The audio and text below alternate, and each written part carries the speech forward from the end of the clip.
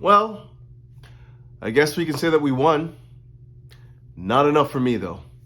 Let's get into it. And blue is the colour. Essien! Drogba!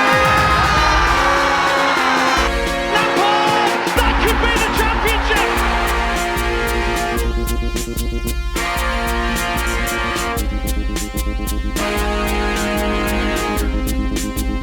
Greetings! Welcome back to Couch Critic with me, Dennis P, for what is another Chelsea match review, but more specifically, a tactical synopsis of Chelsea's performance in the FA Cup against Plymouth Argyle. I don't even know if I can really say tactical analysis given what we saw today, but I'm going to get into it anyways. Before I get there though, I want to let you guys know about my sponsor. They go by the name of Major League Socks. And fellas, like I've said before, if you ever want to walk in the footsteps of greatness, you know what to do. Hit them up. The link will be in the description. Okay, so Chelsea played host to Plymouth Argyle in the FA Cup and emerged 2-1 winners. Goal scorers.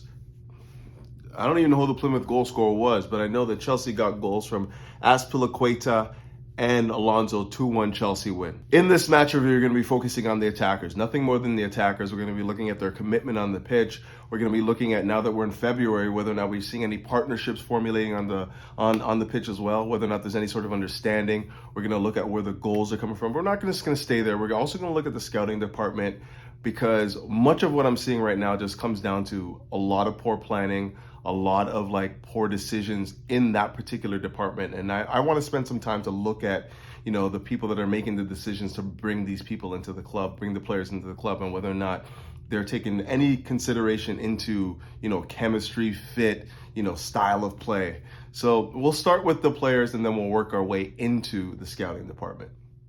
Okay, I guess you can say in the end that we won, but really it's the manner in which you win that matters when you're playing as a European powerhouse, as a European champion. It's not about, just scraping a win at home against Plymouth Argyle when none of your attackers have any sort of cohesion, understanding on the pitch. For me, the one thing that I always want to see when I see Chelsea play is I want to see some sort of attacking intent. I want to see guys that understand what they're trying to accomplish on the pitch. I want to see real understanding, and none of that was existent today. We had some good performances, but for the most part, there was absolutely no synergy on the pitch. There was absolutely no sort of building of attacks. There was no sort of real endeavor, to try and make that difference in the final third. Whenever Chelsea come up against a side that basically want to sit back, play a flat back five, and give Chelsea all the possession, we just seem to be void of ideas. And today was another perfect example of that. Chelsea came out and played the 4-3-3. We had Callum Hudson-Odoi isolated on the left flank. And then on the right, we had Hakim Ziyech, who, by all intents and purposes, had a very decent match. And obviously, was robbed of more than a few opportunities to garner assists, just because we just kept on fluffing every time he put the ball right where it needed to be.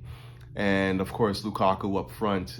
In behind him, we had Kovacic on the left, Mason Mount on the right in the sort of 10-8 role, depending on how you want to see it.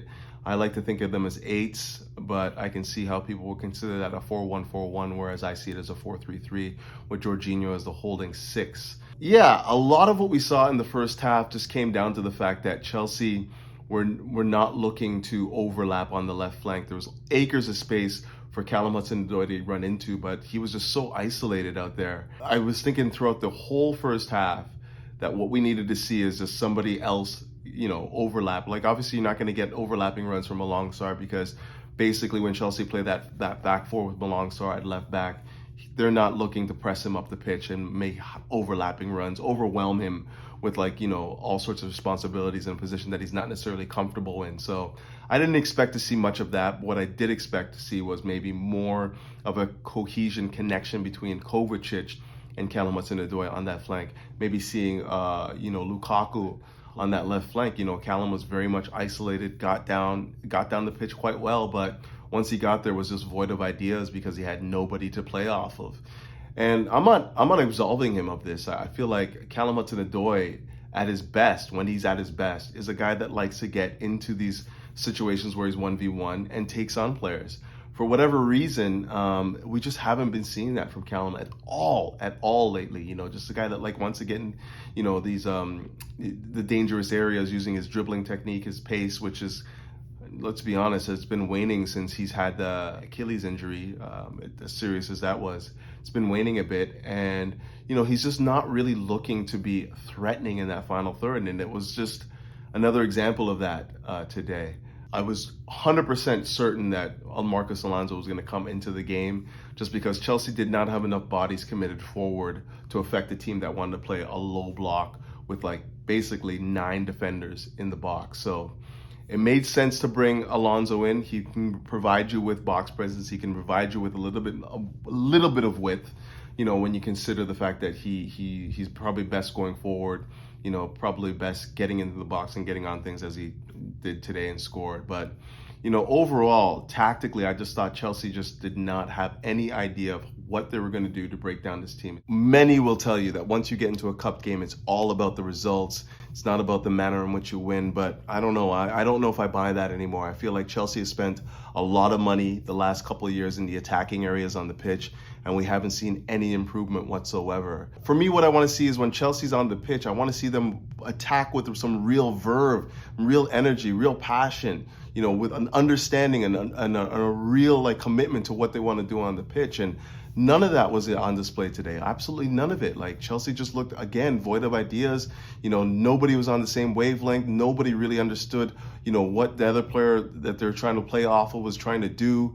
You know, with the exception of maybe Mason Mount and Ziyech, they seem to be forming a little bit of a partnership there, you know, against a low-level opponent. But at the same time, it's just good to see them building some sort of understanding and chemistry on the pitch. Once a team gets comfortable in playing that low block defense, Chelsea just get completely frustrated and start like fluffing their chances. And this is like the hallmark of Chelsea Football Club. Every year we bring in new attackers. It's the same problem. Chelsea face a low block. Chelsea don't know how to break down a low block. Chelsea get frustrated. Pressure mounts on these players, these newer players that haven't been in this particular situation before. They get these opportunities, they fluff their lines. And it's almost like a disease. It's almost like a disease. No matter what we spend on attackers, no matter who we bring in, it's the exact same problem. Why are we spending, you know, upwards of £250 million on attackers with no idea of how we're going to assemble that attack together to make them function cohesively? We can pick out the individuals, you know, obviously Lukaku, man, like, you think about £100 million spent on a striker, a guy that, you know, was in England before, had played well enough to garner, you know, a transfer fee to Everton, then to Man United, and then well enough to, you know, come back to Chelsea after a stint in Inter where he, you know, banged a bunch of goals. But you see him now, and I don't want to keep harping on this interview, but like, it seems like this guy has just talked himself out of form. You know, he's put himself in a position where he cannot do anything right on the pitch because it's all in his head now. Everything that happens on the pitch for him is a thought process now. It's not instincts, it's not reactions, it's always thought. You know, and I think that comes down to the fact that he just put too much pressure on himself when he went out and said the things that he said. It's now Tuchel's put him in a position where it's, okay, fine, you got to put up now or shut up. He's not putting up right now, and as a result, his performances are suffering. He's falling further behind. This is probably his worst performance yet. You know, he has absolutely no movement in the box. You know, if somebody tries to play him in, like say Ziyech tries to play him in, you always see him like reacting late, and then he's like, this is where I wanted the ball. I'm sick and tired of seeing Lukaku do this. I'm dead sick and tired of it. You're not even moving to get there, even if you wanted it there. You're just standing on the pitch anyway. So like, stop with this. This is where I was open right here, because you, first of all, you weren't even trying to make any effort to get to the ball anyways. What's the point in playing it there to you anyways? But I digress. Everything about his performance today was frustrating. Like the fact that he couldn't win any aerial duels. Like every touch that he took today felt like it had the weight of the world behind it. You know, like just so timid, and like nothing was fluid whatsoever. And I mean, you could probably say that that's Lukaku's game in a nutshell. He's not really the most fleet of foot, the most nimble-footed attacker there is out there. But at the same time, you know, this interview has just sapped him of all of that. Like every move that he makes right now seems like it's just labored and heavy. And until he can like mentally clear his head, which is what I thought this Plymouth game was going to do for him, give him a chance to bang some goals against like a low-level opponent, you know, until he can actually come out of that funk and, you know, deliver on a high level, like score a goal, it's going to be very, very difficult for him. Today was another example of this guy just not being on the same wavelength as his teammates, not possessing any sort of like confidence to get into the box and really, you know, make that difference there, not possessing any confidence to come deep, collect the ball, and try and build attacks from there. You know, nothing.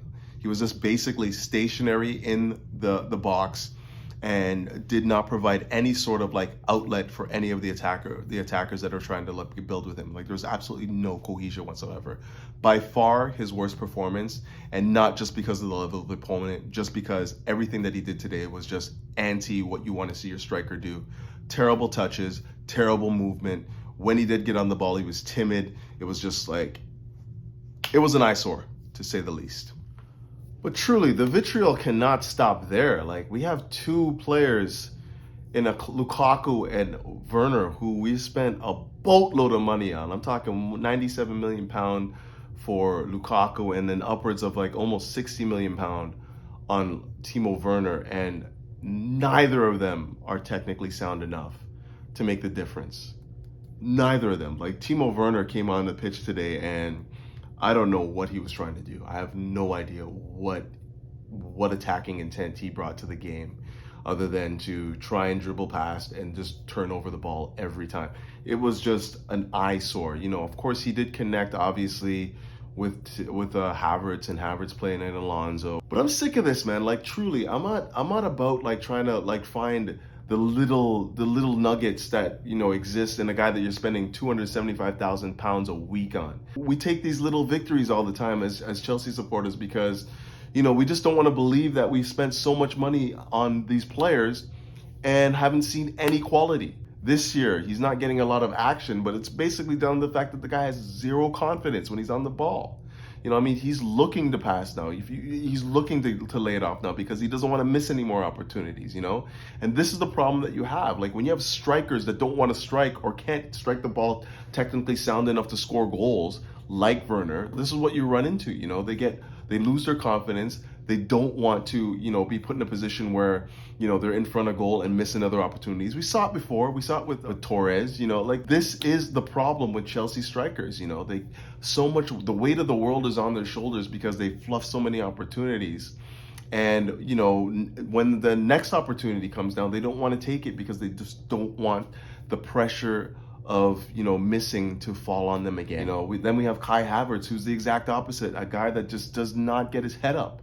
Does not get his head up and look for the better options. These are the problems that have been plaguing Chelsea the entire season. You know, we have these players that get into these incredible positions, and instead of just laying it off to somebody who's in a better position to score, they're trying to shoot in front of 3 or 4 different defenders. And Kai Havertz is not, you know, to criticism because he scored in the Champions League final. That was a great moment. I'm very, very excited that he was able to, you know, win us the Champions League with that moment in the final.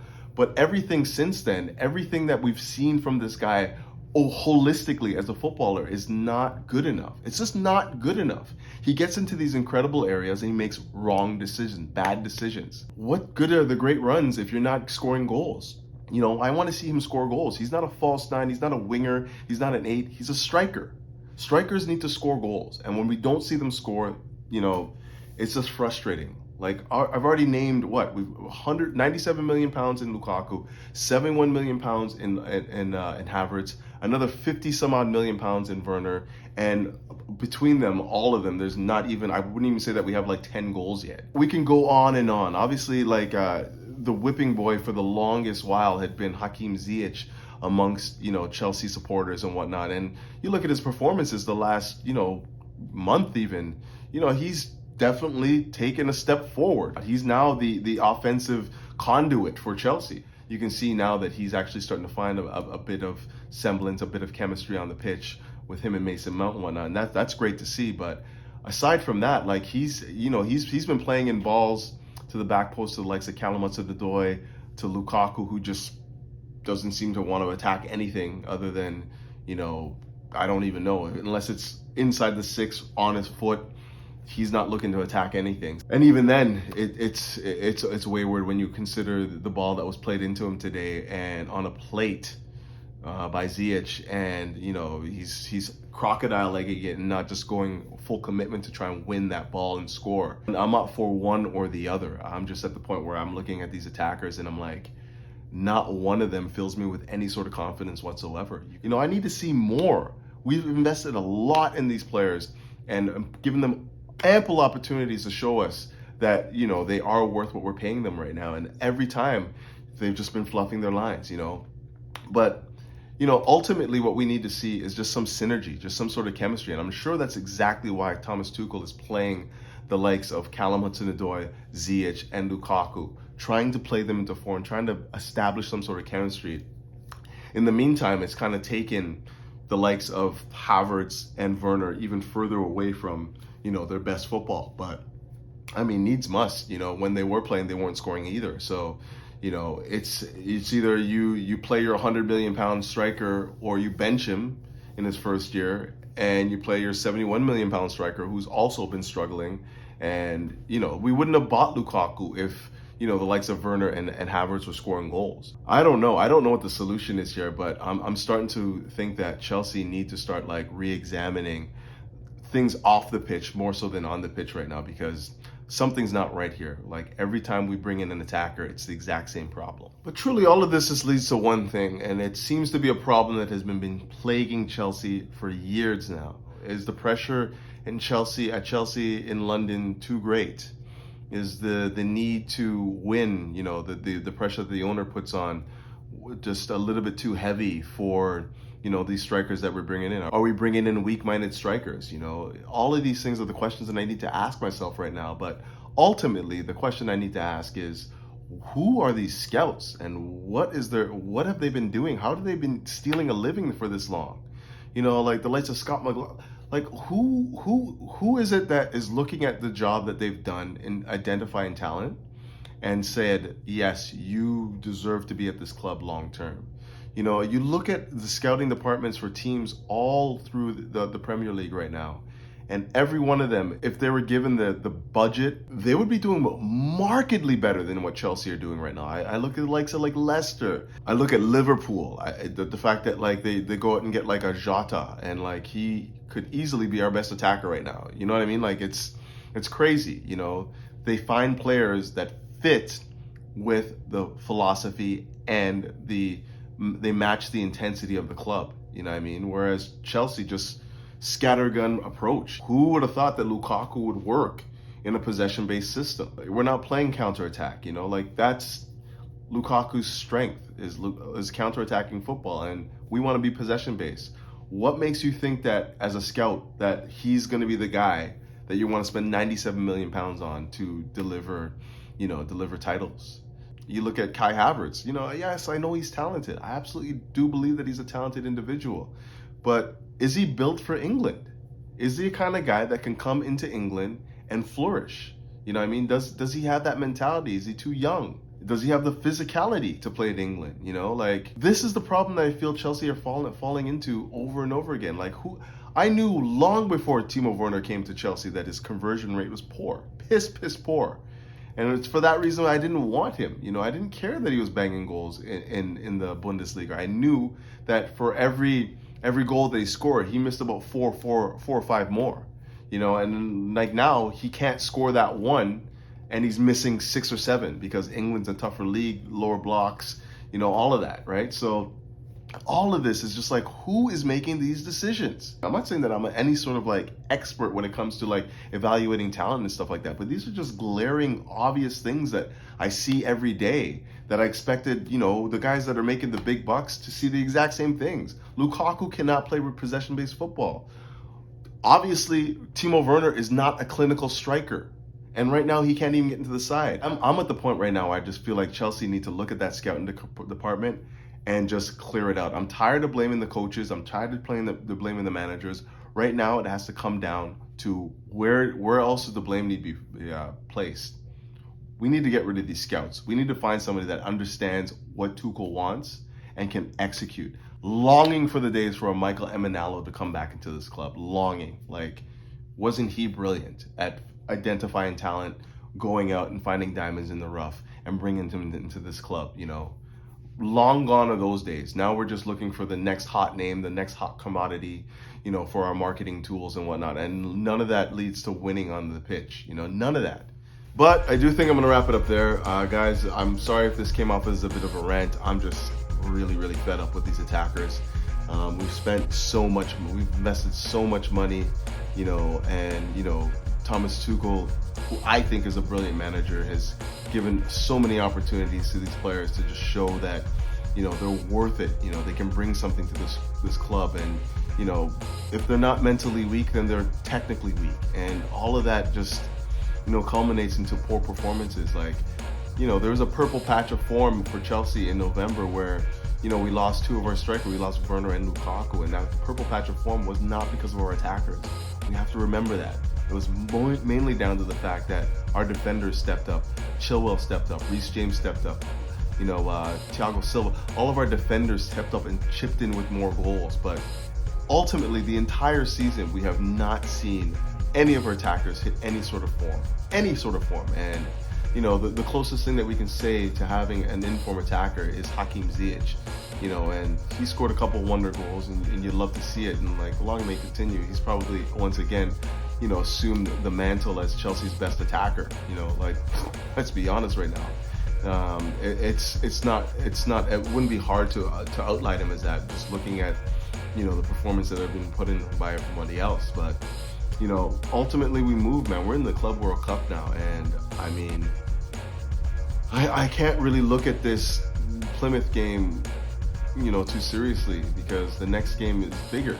We have to win this tournament. We haven't been, Club World Cup champions. We fluffed our last time when we had a striker who was similar to the ones that we have right now, just low in confidence and, timid to make mistakes. And, we're going to this tournament feeling the exact same way. None of our strikers are filling us with confidence. And, we just got to find a way to win that game, because, who knows when it's going to be the next chance we have to, hoist this cup. I want it, it's not ultimately the most important trophy you can win, but you can make the argument it's probably the hardest when you consider that you have to qualify for the Champions League, win the Champions League just to play in this tournament. So, this is a real opportunity for Chelsea to turn, what was a disappointing performance into, some elation, something that we can build off of for the season. But, get away from the Premier League, go into, Qatar, and hopefully start playing some real football again. But I don't know. I'm just not filled with a lot of confidence right now, and my frustration is being spilled out in this video. But guys, as always, you know what to do. Keep the blue flag flying high, and up the Chelsea. It's not over yet. Peace.